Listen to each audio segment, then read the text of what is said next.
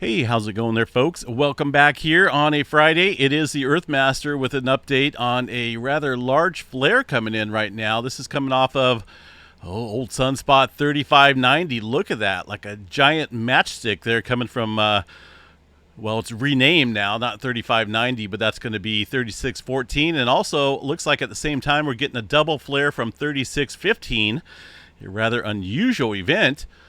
This is coming up to a R3 radiation storm right now. It looks like it has topped out at an X 1.1. Pretty decent flare. Unable to see if this has any. Well, actually, it does look like it's got some type of a eruptive event with it. We'll have to watch that.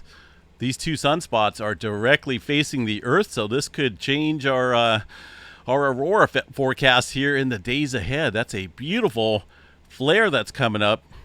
And again, it looks like that is coming off of the old 3590 there, which is now 3614. We are getting, again, an R3 radiation storm. This is the radio blackout being observed here by the D-region absorption map over the sunlit side of the Earth, which is centered right around the western Pacific there, it looks like. In this area, and most of the time when we get these strong storms, we'll see radio blackouts there around 30 to 300 kHz, the navigation systems there, and also the 3 to 30 MHz communication systems that could be such as ham radio, CB radio, and stuff like that could see some blackouts and whatnot from this R3 radiation storm. So that's a goodness, that is a decent flare right now, and it looks like that came from, yeah, it is 3614 right here.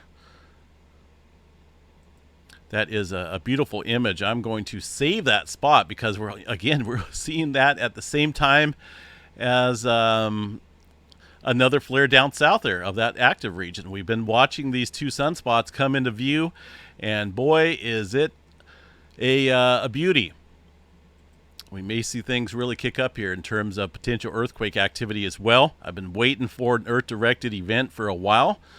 I've been kind of comparing the two. The theories, anyway, behind all this science is that earthquake activity elevates here when we see periods of elevated solar flare activity and also CME activity. I think the CME activity has more of an effect on earthquake activity, but we'll continue to watch that. We'll see if we get any type of elevated activity.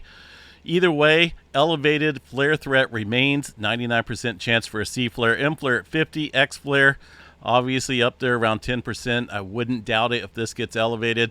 I'm really surprised, though, 3614 here popped off an X flare.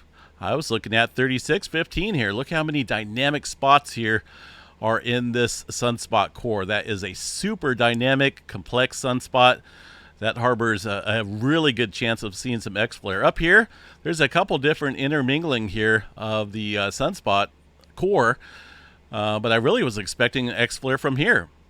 So I wouldn't doubt it. We see the continued threat here and the possibility of further X flares as we head into the days ahead. We'll continue to watch that. We'll update this a little bit later on this evening, but for now, a very large X 1.1 from 3614 and a subsequent flare down here south into the neighboring sunspot. So goodness, stay safe out there. We'll catch you guys back out here a little bit later on this evening.